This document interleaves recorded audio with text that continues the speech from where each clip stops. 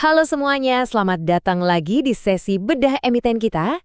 Kali ini kita bakal langsung bongkar laporan keuangan terbaru dari PT Berlian Laju Tanker Tbk atau yang sering kita sebut saham BLTA, khusus untuk periode 2025. Nah, pernah nggak sih kamu nemu satu perusahaan yang bisnisnya lagi jalan kenceng banget, duit masuk alias pendapatannya meroket, tapi anehnya laba bersih mereka justru nyungsep ke bawah. Kedengarannya kayak mimpi buruk kan buat investor? Tapi ya gitu deh, di dunia analisis fundamental apa yang kelihatan di permukaan itu kadang suka ngecoh. Jadi hari ini kita bakal bedah tuntas kasus BLTA ini secara komprehensif, pastinya berbasis fakta, dan kita lihat ada harapan apa di baliknya. Yuk kita mulai? Pertanyaan terbesarnya sekarang gini, kok bisa revenue alias pendapatan mereka itu naik sampai 20%, tapi laba komprehensifnya malah anjlok parah, sampai 67%? Ini tuh benar-benar paradoks yang sering bikin investor pemula langsung panik dan buru-buru pencet tombol jual. Tapi tunggu dulu, sebagai investor yang lebih jeli, kita harus nanya nih, apakah ini emang tanda bahaya yang nyata buat kelangsungan bisnisnya? Atau jangan-jangan cuma trik akuntansi aja yang sebenarnya nggak ngurangin uang kas sama sekali? Nah, biar lebih jelas, mari kita lihat angkanya bareng-bareng. Pendapatan usaha BLTA itu faktanya melesat loh dari sekitar 40,6 juta dolar di tahun 2024, naik jadi 49,1 juta dolar di 2025. Itu kenaikan yang fantastis banget. Tapi di sisi lain, total laba komprehensif mereka justru nyungsep dari 7,8 juta dolar jadi sisa 2,54 juta dolar aja. Satu poin krusial yang perlu kamu garis bawahi banget di sini. BLTA itu sama sekali nggak rugi ya. Mereka masih nyetak profit. Cuma memang perbedaan arah yang ekstrim antara pendapatan yang naik dan laba yang turun ini jadi PR utama buat kita bedah di sesi kali ini. Oke, langkah pertama. Mari kita cek seberapa kuat sih mesin utama dari bisnis inti mereka ini. Kalau kita lihat dari fundamental garis atasnya, alias top line, perusahaan ini sebenarnya lagi lari kencang banget. Dan asalnya bukan cuma kebetulan semata. Pertumbuhan ini udah konsisten naik dari tahun 2023. Bayangin aja, dari 38,8 juta dolar, terus merangkak naik sampai sekarang tembus 49,1 juta dolar. Pihak manajemen ngasih tahu kalau industri pelayaran domestik, terutama buat kapal tanker kimia dan gas, itu lagi kuat-kuatnya. Ada permintaan dari dalam negeri yang stabil banget buat ngangkut produk turunan kelapa sawit yang emang butuh fasilitas pemanas khusus di kapalnya. Jadi, omset yang melompat ini jadi bukti nyata kalau armada-armada kapalnya BLTA tuh lagi super sibuk berlayar menuhin permintaan pasar.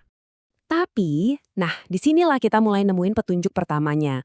Walaupun pendapatannya melonjak tajam, laba kotor mereka malah sedikit tertekan, turun ke angka 10,91 juta dolar.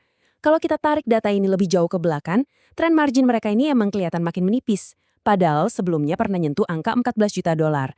Ya masuk akal sih, ketika operasional makin luas dan kapal makin sering jalan, beban kayak asuransi dan bahan bakar otomatis ikutan bengkak kan? Cuma, penurunan laba kotor yang sedikit ini rasanya belum cukup masuk akal buat ngejelasin kenapa total labanya bisa hancur sampai 67%. Pasti ada dalang utama lain yang sembunyi di balik laporan ini.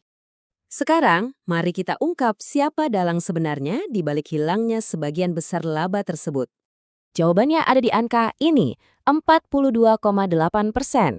Yap, laporan mencatat adanya lonjakan beban penyusutan armada sebesar 42,8% kalau dibandingin sama tahun sebelumnya. Buat ngasih gambaran ke kamu, persentase ini tuh setara dengan tambahan beban operasional sebesar 2 juta dolar Amerika. Gila kan? Angka 2 juta dolar ekstra inilah sang pembunuh utama yang memangkas habis laba bersih mereka di laporan akhir. Tapi tunggu dulu, kamu jangan keburu panik. Kenaikan 2 juta dolar itu murni terjadi karena adanya penyesuaian standar akuntansi aja. Lebih spesifiknya karena penerapan aturan PSAK 73 dan revaluasi aset. Jadi gini simpelnya, nilai penyusutan kapal-kapal mereka itu dihitung ulang sama pihak independen. Karena di atas kertas sisa umur kapal mereka dinilai makin pendek, otomatis beban depresiasi per tahunnya dipaksa naik drastis sama standar akuntansi ini. Tapi kabar baiknya nih, ini semua cuma beban non-tunai. Artinya perusahaan nggak beneran ngeluarin duit tunai 2 juta dolar dari brankas mereka. Cash mereka tetap utuh dan aman. Terus, ada satu alasan lagi kenapa laba di tahun 2025 kelihatan jomplang banget mengecil, itu karena hilangnya keuntungan penyesuaian nilai aset.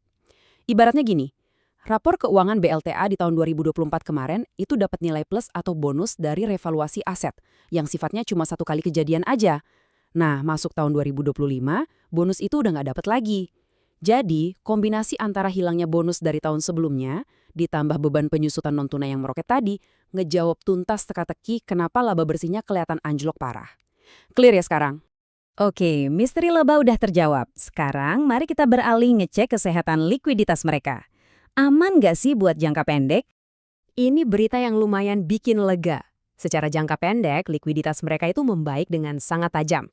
Di tahun 2024, current ratio mereka tuh posisinya masih di 0,92, yang mana ya lumayan bikin was-was lah.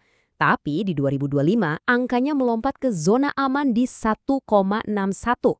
Ini artinya, aset lancar yang mereka pegang sekarang jauh lebih besar dari utang jangka pendek yang harus segera dibayar. Sangat aman. Tapi sebagai analis yang komprehensif, kita harus tetap objektif nih. Kita wajib waspada, karena secara keseluruhan, debt to equity ratio atau rasio utang terhadap ekuitas mereka melonjak dari 82% jadi 127%. Jadi meskipun utang jangka pendeknya aman, tumpukan utang secara makro tetap harus jadi pantauan kita ke depannya.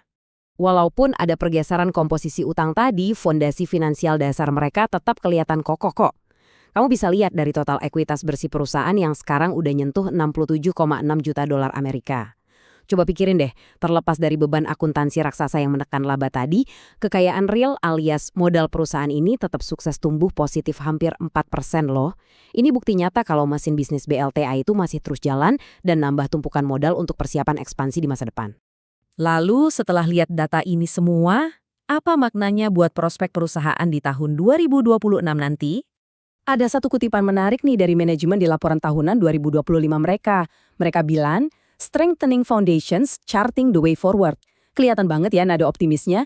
Manajemen paham betul kalau tahun 2026 itu masih penuh sama ketidakpastian global. Mulai dari urusan geopolitik yang memanas, sampai ke gangguan rantai pasokan dunia. Tapi, bukannya mundur, mereka malah ngelihat ini sebagai realitas yang bisa dihadapi lewat optimalisasi kapal dan operasional yang lincah. Mereka kelihatan benar-benar siap buat nangkap peluang, justru saat ketersediaan kapal global lagi serba terbatas.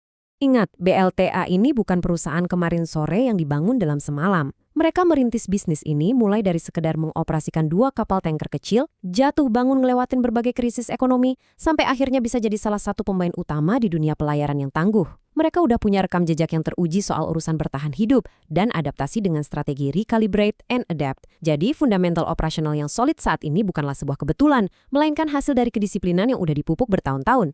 So, mari kita tarik kesimpulan dari bedah laporan ini. Pertama, operasional BLTA ini terbukti solid banget dengan pendapatan alias revenue yang tumbuh konsisten sampai 20%. Kedua, laba yang kelihatan turun drastis itu murni efek beban akuntansi non-tunai ya, bukan berarti bisnisnya boncos. Ketiga, buat urusan likuiditas jangka pendek, sangat aman dengan rasio di angka 1,61. Mereka emang lagi fokus banget buat ngelakuin turnaround bisnis. Tapi ini yang harus ditekankan. BLTA ini sama sekali bukan saham buat kamu yang jadi pemburu dividen jangka pendek. Kenapa? Karena di neraca mereka, perusahaan masih harus nanggung defisit saldo laba dari masa lalu yang gede banget, nyentuh angka 1,24 miliar dolar. Secara aturan, selama defisit raksasa ini belum ketutup, ya dividen belum bisa dibagikan. Jadi, buat penutup sesi kali ini, coba deh kita pikirin sama-sama. Dengan posisi kas jangka pendek yang makin sehat, ditambah mesin bisnis operasional yang berlari makin kencang, kira-kira apakah strategi adaptasi tangguh dari BLTA ini bakal nyetak rekor keuntungan real baru di tahun 2026 nanti? Gimana prediksi kamu? Semoga insight kita hari ini bisa ngasih bekal yang komprehensif buat kamu dalam ngambil keputusan investasi yang berbasis data ya. Terus semangat belajar hal baru, dan kita ketemu lagi di sesi bedah emiten berikutnya.